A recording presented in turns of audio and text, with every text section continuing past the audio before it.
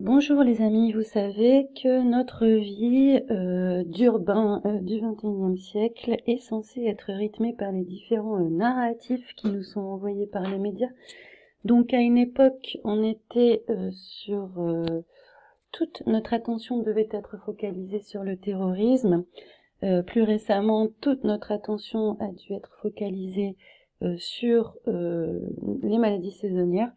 Et maintenant, toute notre attention doit être focalisée de nouveau sur le réchauffement climatique. C'est un sujet qui revient très régulièrement.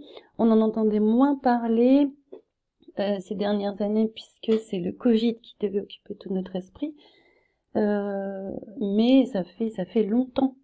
Ça fait longtemps que cette question du réchauffement traîne avec toutes ces polémiques et ces contradictions. Alors là, je suis sur le site de l'Organisation météorologique mondiale, donc on a l'impression que c'est affilié à l'ONU, ou puisqu'on retrouve un peu le même logo. Voilà, l'OMM est l'agence spécialisée des Nations Unies qui se consacre à la collaboration, la coopération internationale en ce qui concerne l'état et l'évolution de l'atmosphère terrestre, son interaction avec les terres et les océans, le temps et le climat qu'elle engendre, et la répartition des ressources en eau qui en résulte. Donc on a l'impression que c'est un organisme public et sans intérêt particulier, en fait, sans intérêt financier, qui va nous donner des informations fiables, etc. Bon, sur la fiabilité des informations qui nous sont données par les ONG et les agences internationales, je ne vais pas m'exprimer. Je vais simplement reprendre les informations qu'ils nous donnent officiellement. Donc on peut dire que c'est une source de ce qu'il est convenable, c'est le catéchisme en fait, de ce qu'il est convenable de dire à propos du réchauffement climatique, du changement climatique ou quels que soient les problèmes climatiques qu'on décide de voir. Il faut savoir aussi que les théories présentées comme scientifiques à propos du changement climatique, en fait, n'étudient le changement climatique que sous un seul angle, que sous un seul aspect, qui est l'intervention humaine sur le climat. C'est-à-dire que tous les paramètres, toutes les causes de changement de la météo qui pourraient être soulevés ou identifiés ne rentrent pas en ligne de compte dans ces recherches, dans ces théories, puisque dans ces recherches, le paradigme de départ, ce qu'on cherche en premier, c'est à voir quelle est la faute de l'homme dans ce changement. En quoi nous sommes responsables de ce changement, et ça va être très important, puisque si nous sommes responsables de ce changement, ça va être plus facile de nous faire croire, de faire passer l'idée selon laquelle il faut payer quelque chose, quoi. Parce que si il faut payer quelque chose, il faut payer de notre personne ou de notre liberté, ou peu importe, il faut nous rendre responsables. Il est impossible, scientifiquement parlant, de faire croire que le CO2 est le gaz responsable en premier d'un réchauffement, puisque chacun sait qu'il s'agit de l'eau. C'est l'eau qui a plus forte capacité de réchauffement, mais de loin en plus, mais vraiment de très loin. Mais le problème avec la vapeur d'eau, c'est que on ne peut pas faire porter la responsabilité de l'évaporation de l'eau sur la planète à l'être humain.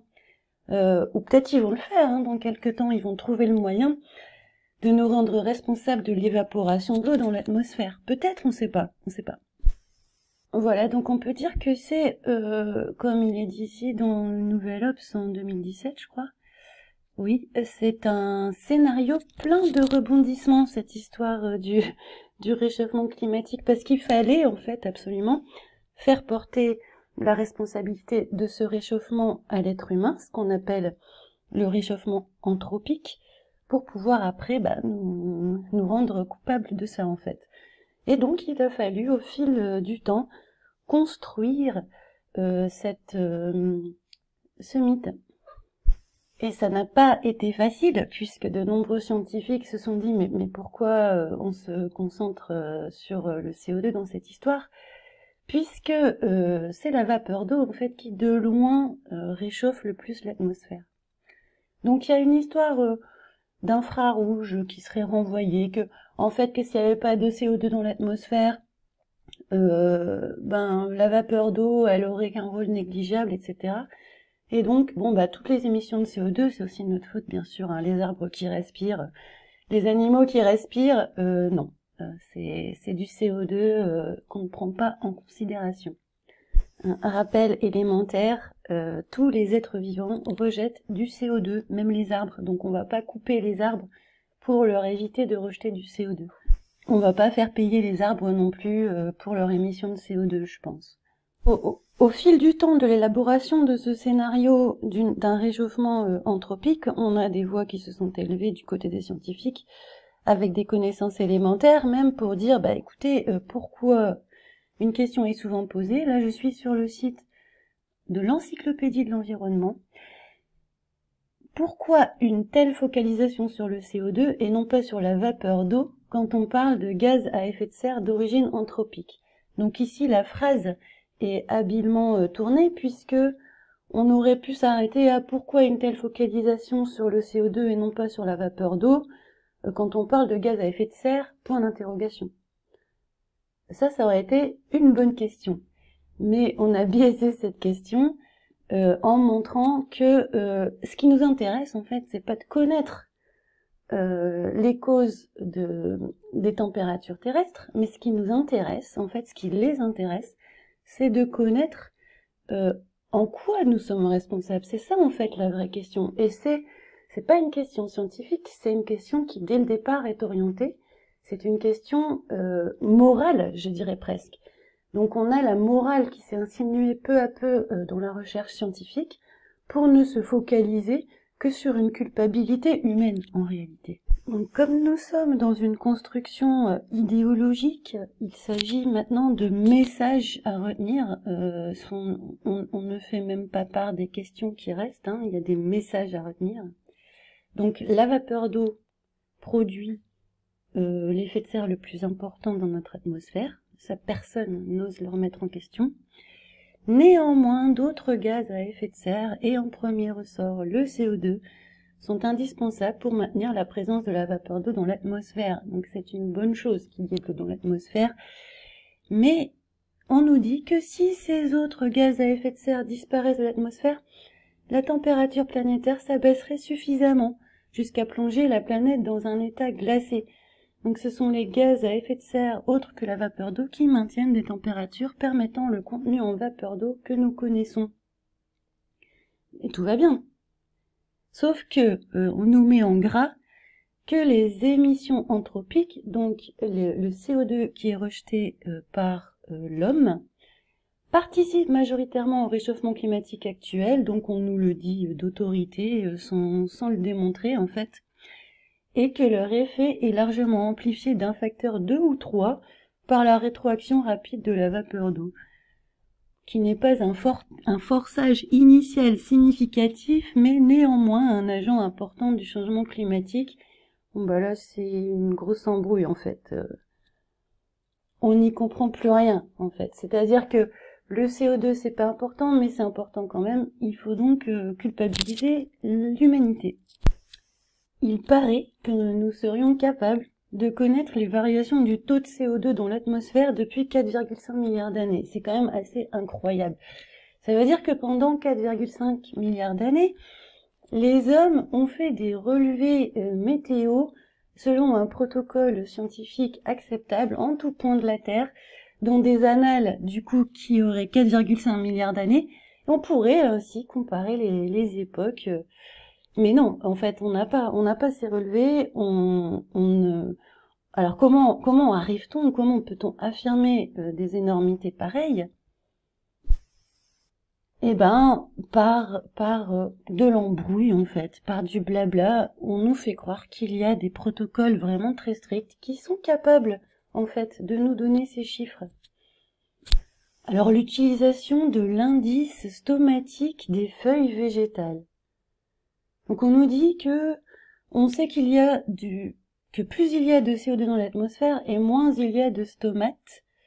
On montre ainsi qu'au Carbonifère, la teneur en CO2 était probablement aussi faible que maintenant. Puis elle a augmenté jusqu'au Crétacé, 5 fois la valeur actuelle au Crétacé, disent-ils, depuis cette teneur diminue. Donc on a des feuilles du Crétacé, bien sûr, on a tout un échantillonnage sophistiqué de feuilles du Crétacé qui ont été observées. Donc je sais pas comment ils ont fait, s'ils ont chopé un fossile quelque part et ils en ont induit tout le reste de leur théorie. On sait pas en fait, on sait pas comment ça sur quoi ça s'appuie. Donc on nous dit aussi qu'on s'appuie sur des bilans sédimentologiques variés et complexes. Comme c'est varié et complexe, on prend pas le temps d'expliquer comment on s'y prend à partir d'une roche pour savoir s'il y a du CO2 dans l'atmosphère. Sachant que pour dater une roche, c'est quasiment impossible, quoi. On peut graduer, des couches sédimentaires arbitrairement en disant que celle du haut, elle est plus jeune que celle d'en dessous, mais bon, ça a été démontré que les couches sédimentaires, elles peuvent aussi s'empiler verticalement et non pas seulement horizontalement, donc qu'il n'y a aucune graduation temporelle fiable au niveau de la place de la couche. Donc on compte les stomates sur les feuilles, sur des feuilles soi-disant qui ont plusieurs milliards d'années ou plusieurs milliers d'années, on sait pas trop.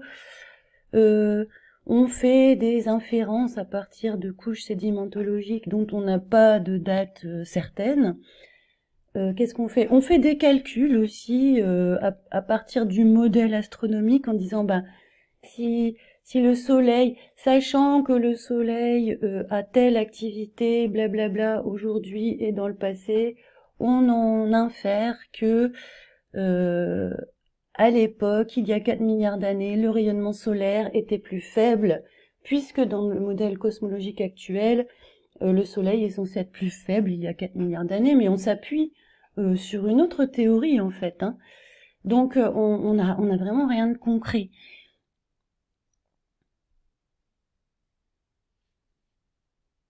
Mais c'est pas grave, parce que ce qui compte, c'est de trouver le moyen de démontrer que les changements climatiques actuels, s'ils sont exceptionnels, n'ont jamais existé de mémoire humaine, et que nous en sommes responsables. C'est ça qui compte en fait.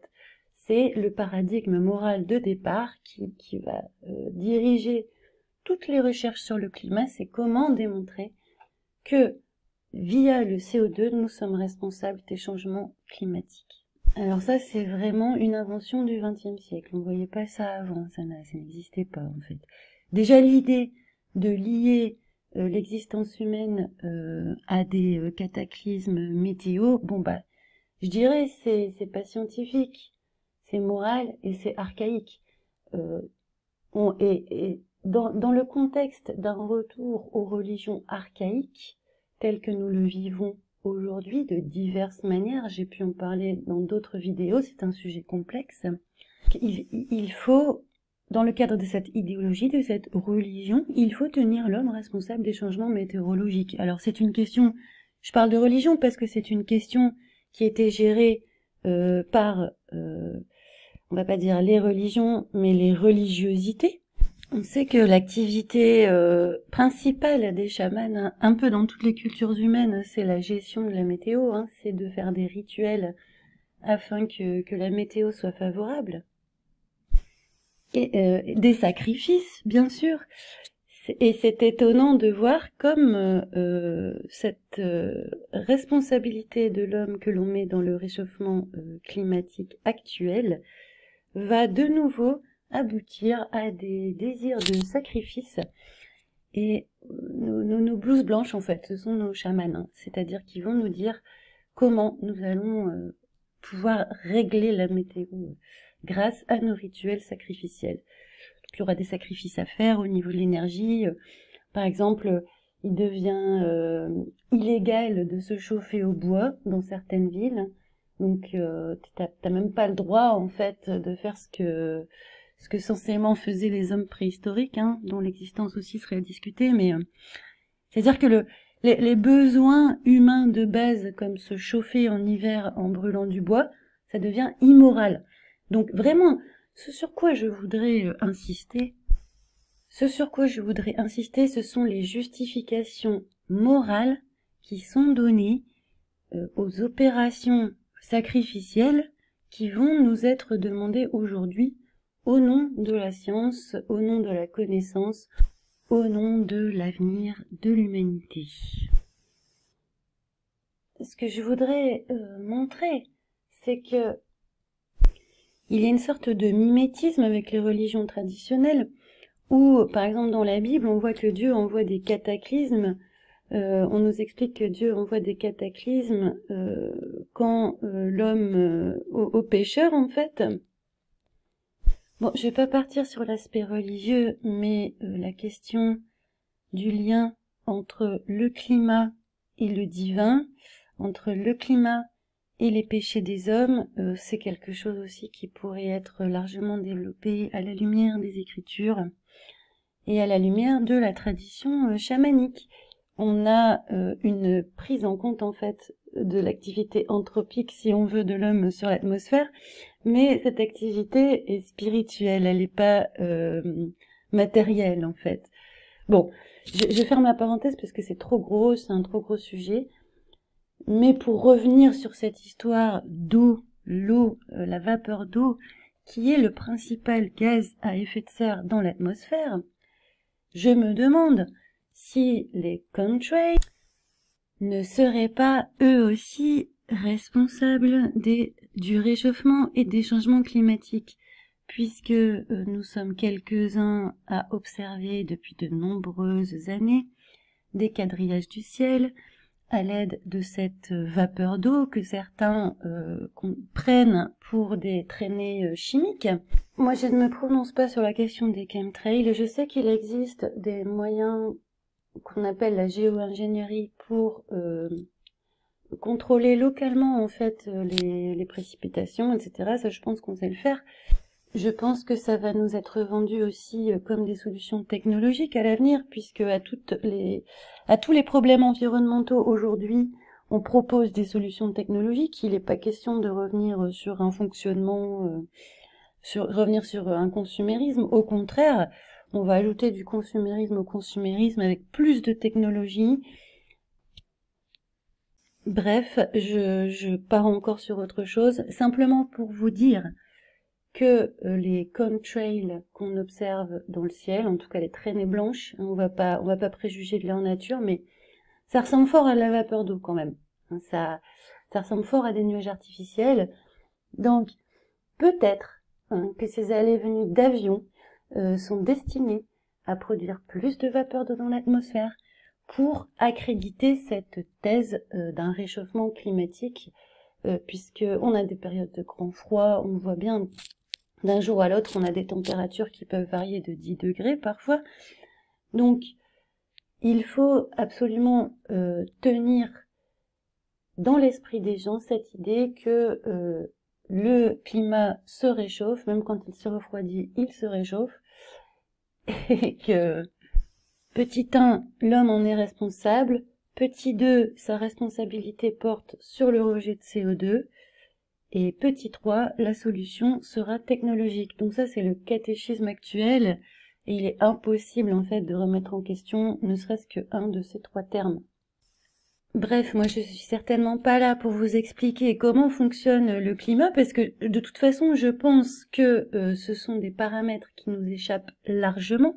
Nous n'avons pas cette capacité intellectuelle, nous n'avons pas accès à tout les critères, les paramètres, tous les ajustements naturels en fait, et le fonctionnement de ces forces nous échappe vraiment largement. D'ailleurs, il suffit de voir dans l'histoire scientifique comme les théories se succèdent les unes après les autres pour s'effacer les unes après les autres. Et moi, mon credo, c'est que la vérité, c'est ce qui ne change pas. Une théorie qui change sans arrêt ne peut pas être vraie, c'est aussi simple que ça. Et cette théorie du réchauffement, n'a cessé de changer. Elle changera encore demain. Hein, ce qu'on vous affirme péremptoirement aujourd'hui, demain on peut vous dire le contraire, sous couvert de nouvelles découvertes.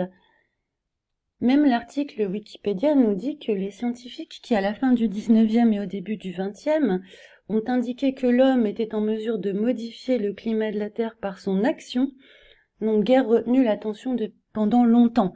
Mais c'est quand même une idée, une idéologie qui est injectée assez rapidement. De l'avis général, on nous dit qu'il ne fallait pas s'attendre à un réchauffement au cours des prochains siècles, et il n'était pas non plus possible de vérifier par des mesures techniques l'influence de l'homme sur le système climatique terrestre. C'est ce que je vous dis, c'est trop complexe en fait. Et au début du XXe, les gens n'avaient pas encore, on va dire, le conditionnement que nous avons aujourd'hui pour croire qu'il est possible de connaître des mesures il y a plusieurs milliards d'années, quoi. De plus, en l'absence de mesures systématiques, c'est ça, il n'existait jusqu'au milieu du XXe siècle, aucune preuve significative d'une modification des concentrations de gaz à effet de serre dans l'atmosphère terrestre. Donc bon, on nous dit que maintenant on les a, ces preuves. Hein. Cette preuve significative, nous l'avons. Et puis il y a l'idée que le CO2, c'est le CO2 rejeté par les êtres humains est la cause du réchauffement. Ce qui est sous-entendu aussi, mais ce qui n'est pas dit directement, c'est que tout CO2 émis dans l'atmosphère, il va y rester éternellement en fait. Quand on va émettre du CO2, il va pas être réabsorbé par les végétaux, non, jamais on parle de ça non plus. Dans les années 50, la société de météo américaine expliquait que l'idée qu'une augmentation de la teneur en dioxyde de carbone de l'atmosphère, donc disons, en supposant qu'il y a vraiment plus de CO2 dans l'atmosphère, l'idée que ce CO2 puisse modifier le climat n'a jamais été très répandue et a finalement été rejetée lorsqu'on a découvert que tout le rayonnement infrarouge absorbé par le dioxyde de carbone était déjà absorbé par la vapeur d'eau. Donc ça, c'est avec ça que j'ai commencé cette vidéo. Et ça, c'est une chose admise, archi-admise, re-admise, et il a fallu trouver une hypothèse ad hoc, c'est-à-dire une nouvelle hypothèse pour ne pas changer tout le modèle, en fait. On nous dit, bah, c'est pas le CO2, c'est la vapeur d'eau, ben, il va falloir trouver un nouvel argument, un nouveau détournement pour faire croire que le CO2 joue quand même, en fait. Alors, comment faire? Comment faire croire ça? Donc là, on passe à la paléoclimatologie, à la datation radiométrique, à la chromatographie, à la spectrométrie de masse. Ça fait tout de suite, waouh, ça fait les arguments massus, là. Bon, sauf que, ainsi que je disais tout à l'heure, il faudrait s'intéresser aux présupposés de ces techniques et à la fiabilité de ces techniques qui, somme toute, sont bien pratiques pour affirmer qu'il s'est produit des choses dans le passé qu'on ne peut pas observer, en fait. Bon, je vous rappelle quand même que la datation au carbone 14 n'est valable que sur des matières organiques, au passage. Juste pour exemple, voici quelques limites de cette technique de datation au carbone 14. Donc, on est censé connaître la date de la mort de la cellule de la plante. L'élément que l'on veut dater doit avoir incorporé du carbone dans des proportions équivalentes à celles de l'atmosphère. Elle ne s'applique donc qu'aux matériaux organiques, en aucune façon aux produits minéraux. Alors, la méthode s'appuie sur le principe d'actualisme et suppose que le rapport carbone 14 carbone est resté constant dans l'atmosphère depuis la mort de l'élément à dater jusqu'à aujourd'hui. Donc, en fait, il y a déjà un présupposé pour pouvoir mesurer, en fait. Il faut qu'on ait une échelle de mesure. Et donc, il faut supposer que le rapport, il est resté constant dans l'atmosphère depuis la mort de l'élément organique à dater, chose qu'on ne peut pas vérifier, et chose qui semble improbable d'ailleurs. Donc, ils disent que des corrections sont nécessaires. Donc, on n'a pas des données brutes, c'est corrigé après coup, en fait. Autre problème, la fermeture du système de l'élément à dater est aussi indispensable. S'il incorpore de nouveaux atomes de carbone après sa mort, le rapport carbone 14 carbone est bouleversé et le résultat sera pas fiable. Donc, en plus, l'élément organique, il peut incorporer des nouveaux atomes de carbone après sa mort, ce qui peut fausser le résultat. Et dernière chose, la quantité de carbone radioactif diminue de moitié tous les 5730 ans, dit-on, croit-on, puisque, bon, là aussi c'est des calculs, hein, on n'a pas mesuré sur 6000 ans la dégradation du carbone radioactif, hein, comment dire, c'est une théorie. Donc, problème, seuls des éléments datant de moins de 50 000 ans au maximum, présentant une quantité mesurable avec une précision assez bonne, peuvent être datés. Donc 50 000 ans, c'est pas énorme. De plus, l'incertitude croît en fonction de l'âge des matériaux, et les résultats sont approximatifs au-delà de 35 000 ans. Donc en fait, il y a tellement de problèmes que je vois pas pourquoi on utilise encore cette technique en fait. Mais dans les années 30, cette invention de la datation au carbone est devenue décisive en fait dans l'échafaudage de cette théorie du réchauffement anthropique.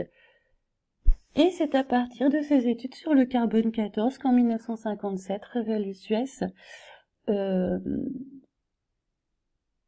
décide en fait, pose que le temps de séjour moyen du dioxyde de carbone dans l'atmosphère, c'est de l'ordre d'une dizaine d'années. Bon, ok. Et en 1958, on était déjà dans l'idée de spéculer sur un éventuel réchauffement climatique d'origine humaine. C'était déjà une spéculation, c'était déjà un objectif en fait, c'était déjà une donnée de départ, c'était déjà une préoccupation. Et à l'époque, les chercheurs, les résultats des chercheurs ont permis de conclure que le dioxyde de carbone produit par la combustion des combustibles fossiles se dissout très rapidement dans les océans et qu'il semblait donc peu probable qu'il s'accumule dans l'atmosphère. Donc problème pour la religion théorique du réchauffement anthropique. Mais de toute façon, aujourd'hui, on sort des labos, on ne mesure quasiment plus rien, parce qu'il est bien plus facile d'alimenter une idéologie avec des modèles informatiques. C'est plus facile de fabriquer un faux modèle ou de choisir ses propres paramètres pour avoir le résultat escompté avec l'informatique aujourd'hui. C'est plus facile à falsifier que des expériences de labo. Autre problème pour la théorie du réchauffement anthropique qui essayait de s'imposer, dans les années 40 et tout au long des années 60, les températures moyennes ont diminué à l'échelle mondiale. Les doutes sur la théorie d'un réchauffement climatique d'origine humaine se sont vus confirmés par les concentrations de dioxyde car les concentrations de dioxyde de carbone ont augmenté durant cette période. Donc, c'était une période où les concentrations de CO2 ont augmenté et où les températures ont baissé. Combien de personnes savent que dans les années 40 et on va dire dans la vingtaine 40-60, les températures ont baissé tandis que les émissions de CO2 ont augmenté? Qui est au courant de ça? Alors, il fallait trouver une explication pour surtout ne pas sortir de la théorie du réchauffement anthropique. On y tient tellement que dès qu'il y a des obstacles qui s'opposent, on va trouver des explications, on va inventer des explications. Donc, peu importe que ce soit crédible ou pas, en fait, il suffit d'en avoir une, il suffit d'en donner une, et puis les gens vont pas vérifier, en fait. Donc, on a parlé d'un refroidissement global dû aux aérosols. Ok. L'idée aussi qui est sous-jacente à tout ça, c'est de se dire que notre développement technologique nous apporte plus de connaissances. Plus on a de technologique, plus on connaît les phénomènes naturels, le fonctionnement de la nature. Et du coup, ça justifie le fait qu'aujourd'hui on développe des théories qui n'ont jamais existé dans l'histoire humaine, puisque forcément ils n'avaient pas les outils, ils n'avaient pas notre technologie magique pour comprendre l'univers. Alors du coup, ils pouvaient rien comprendre, tandis que nous, aujourd'hui, nous avons toutes les clés en main pour avoir une science infuse, en fait, ou quasiment une science infuse. Donc là, on parle des satellites d'observation de la Terre.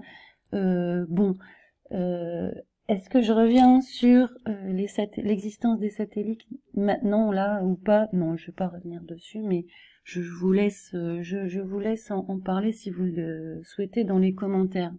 Donc, l'arrivée des satellites, entre guillemets, c'est vraiment des satellites et des modèles informatiques, c'est vraiment des choses, en fait, qui vont nous mettre des étoiles plein les yeux, quoi. C'est-à-dire qu'on va plus rien observer, on va plus se fier à nos ressentis, on va mettre toute notre confiance dans ces instruments. Ça va être l'argument ultime, en fait, hein. Bon, on nous dit en 69 que Manabi a pu vérifier son modèle climatique à l'aide du satellite Nimbus 3 et de données mesurées depuis l'espace. Bon, bah voilà, vous devez le croire. Il a montré une bonne concordance. Bah, je pense que on aurait utilisé une autre phrase si ça avait été concluant son expérience. Si on a mis « il a montré une bonne concordance », c'est que ça devait pas être terrible, en fait. Mais peu importe, c'est des choses qui sont invérifiables à notre niveau. Au niveau du chercheur de base, en fait. On n'a pas accès aux données satellitaires. Et on peut même pas vérifier qu'ils existent. Alors, qu'est-ce qui est sous-entendu encore dont cette théorie a absolument besoin pour exister? C'est sous-entendu que les combustibles fossiles, ils se sont lentement formés dans la Terre au cours des 500 millions années passées.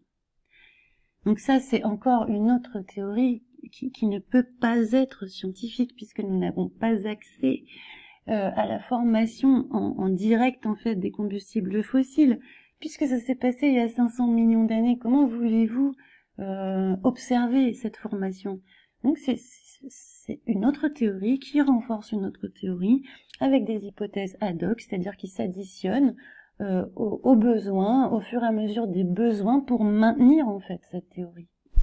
Alors dans les années 70, on pense que la concentration de dioxyde de carbone et la baisse des températures mondiales, du coup, puisqu'il y avait ce décalage, en fait, avec une concentration de dioxyde de carbone qui augmentait et une baisse des températures mondiales, il a fallu apporter une réponse à ça. Donc, développer une nouvelle théorie pour ne pas dévier de la première, selon laquelle il y a une cause anthropique au climat, donc qui a poussé un scientifique, John Hamaker, à développer une théorie selon laquelle un effet de serre accru entraînerait certes dans un premier temps un réchauffement par le biais de la modification de la formation des nuages, des modèles de précipitation et de processus dans la biosphère, mais conduirait ensuite à une glaciation croissante au pôle et déclencherait ainsi le début d'une ère glaciaire. Donc ça c'est suite à cette période d'une vingtaine d'années, entre les années 40 et 60, où on a une baisse des températures et une hausse des émissions de CO2, il a fallu développer une nouvelle théorie pour expliquer, pour ne pas dévier de la première, en fait.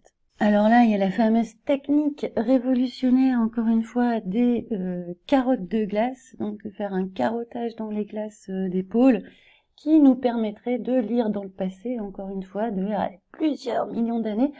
Donc, il est encore quelque chose qui est sous-entendu là, c'est que il y a une graduation absolue qui existerait au niveau des carottes, c'est-à-dire que plus c'est profond, plus c'est ancien. Par exemple, il n'est pas question d'imaginer que qu'un énorme bloc est plus constitué en une nuit. Non, ça s'est constitué forcément graduellement, forcément à la même vitesse, forcément avec une certaine constance, forcément sans aucune altération. Enfin bon, il y a tellement de présupposés nécessaires pour que cette technique de la carotte fonctionne que je crois qu'on peut l'abandonner tout de suite. Mais ça, c'est mon avis, hein. Donc, à partir d'une seule carotte de glace, la carotte de glace de Vostok, seulement une carotte de glace a permis de réfuter donc la théorie d'une ère glaciaire à venir après un réchauffement. Bon, bref. Nouveau problème pour la théorie du réchauffement anthropique, puisque jusqu'au milieu des années 70, les températures moyennes mondiales continuent de baisser, ce qui a suscité de vives controverses dans le domaine de la climatologie, parce qu'il y a quand même des gens qui peuvent pas accepter tout et n'importe quoi. Quand même des scientifiques qui font leur travail sérieusement et professionnellement. Alors, comment répondre à ça? Bon, bah oui, bah tu nous dis que ça se réchauffe à cause du CO2 et en fait, on a plus de CO2 et la température, elle baisse. Que répondre à ça? Eh bien, on va faire une nouvelle hypothèse ad hoc, c'est-à-dire un truc évidemment qui peut pas se vérifier. On nous dit que on a spéculé quand même, on parle de spéculation sur la possibilité que l'effet refroidissant des aérosols puisse masquer l'effet réchauffement du gaz à effet de serre. Bref, c'est très flou, c'est une spéculation sur une possibilité, ok? Mais c'est pas grave, parce que ce qui compte, c'est qu'à toute objection, il y a une réponse en face. Peu importe que cette réponse, elle soit crédible, vérifiable ou quoi, ce qui compte, c'est qu'il y a une réponse en face. Et on le voit très bien quand on a des conversations avec des gens qui veulent pas remettre en cause certaines théories ou certaines religions scientifiques actuelles, ils peuvent se référer à une liste de réponses à toutes les objections qu'on va leur faire, puisque cette liste de réponses aux objections s'est construite avec le temps. À chaque fois, on en trouve une nouvelle. Peu importe, je le répète, qu'elle soit crédible ou démontrable, il faut qu'il y ait une réponse à toutes les objections honnêtes. Parenthèse, alors bien sûr, si vous vous enfermez dans votre garage avec le moteur de la voiture en marche, le dioxyde de carbone va vous tuer, parce qu'on est dans une pièce fermée. Mais la Terre n'est pas une pièce fermée, n'est pas un garage. Donc ça, c'est un autre élément aussi dont je parle vite fait, je développe pas non plus, mais c'est la confusion en fait entre pollution et réchauffement climatique anthropique. Donc quelque chose qui peut être polluant dans un certain contexte, comme du CO2 libéré dans un garage, dans une pièce confinée, et un réchauffement climatique anthropique, c'est pas pareil. Et ça, c'est vrai pour tous les combats environnementaux. C'est-à-dire que je suis pas en train de dire qu'il n'y a pas de pollution et je suis pas en train de dire qu'il faut mépriser la vie aquatique, la vie terrestre, etc., en rejetant tout ce qu'on veut. Non, c'est pas ça.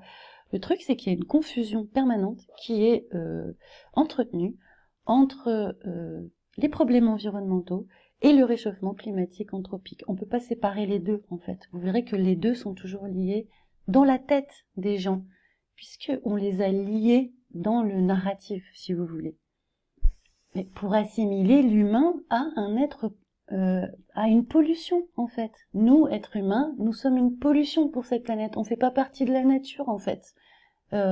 On ose nous dire, par exemple, que les vaches, elles sont polluantes, hein, que les pets des vaches sont polluants, mais il faut pas déconner. C'est-à-dire que bientôt les arbres, ils vont être polluants parce qu'ils rejettent du CO2. Mais donc, tout ça pour vous dire qu'on est dans une absurdité, mais que l'objectif, il est là. L'objectif, il est de culpabiliser l'être humain, d'en faire un parasite et d'en faire un polluant, en fait. Je referme la parenthèse, j'en ai déjà parlé. Bon, je vais m'arrêter là dans l'historique parce que c'est très très long, mais les histoires, on revient sur les histoires de carottes de glace au début des années 80 où l'idée c'est qu'il y a des petites bulles emprisonnées dans la glace et que en creusant vraiment très profond, on va voir vraiment très loin dans le passé et que les petites bulles qui sont contenues dans cette glace vont nous révéler l'état de l'atmosphère dans le passé. Bah, c'est une super bonne idée en fait. Sauf que il faudrait être sûr que ce qu'on a sous les yeux, ça vient du passé et que ça s'est pas formé il y a 5 ans, la semaine dernière ou il y a 30 ans. Donc si vous voulez, on n'a pas d'étalon, on n'a pas d'étalon, on n'a pas de graduation absolue au niveau de la glace. Il faut toujours présupposer que l'endroit où on creuse, ce sera dans le passé, en fait, on verra dans le passé. Bon, j'en ai déjà parlé tout à l'heure, je pourrais revenir en détail, mais simplement pour vous dire que toute l'histoire du réchauffement climatique anthropique est une suite de tâtonnements, d'approximations, de spéculations, etc. Jusqu'à aujourd'hui, ça continue. Et l'idée principale, l'objectif principal, c'est de culpabiliser l'être humain, simplement de vivre en fait, simplement d'être là. Et on le voit aujourd'hui, on a des mouvements politiques qui vont promouvoir la dépopulation, qui vont promouvoir l'eugénisme, qui vont présenter les bébés, les enfants comme des pollutions pour la Terre en fait. Et tout ça se situe dans un cadre plus général de religiosité archaïque, si vous voulez, où il faudra des sacrifices humains pour sauver la planète Gaïa, en gros, quoi. Ça, ce sont des choses dont je vous ai déjà parlé, vous avez sans doute aussi déjà entendu parler, et qu'il est important de creuser. Mais là, je voulais juste faire un panorama hyper rapide, voir vraiment, point par point, d'un niveau scientifique, quelles réponses sont apportées aux objections légitimes de ceux qu'on appelle les climato-sceptiques, mais que moi j'appelle juste les scientifiques, en fait, contre la pseudo-science du réchauffement anthropique, qui a été construite au fil des siècles, sponsorisée par des gros industriels ou par l'armée américaine. C'est jamais venu de la base, c'est jamais venu des labos, c'est jamais venu des paysans, c'est jamais venu des marins, les histoires, enfin je veux dire, c'est des choses qui sont vraiment descendues du haut vers le bas et qui nous sont bombardées aujourd'hui quotidiennement. C'est le nouveau narratif là, 2022-2023. C'est la nouvelle religion à laquelle on peut pas s'opposer. Voilà ce que je pouvais dire aujourd'hui. Je vais pas en rajouter plus, la vidéo est déjà assez longue. Parlons-en. Merci de m'avoir écouté. À bientôt.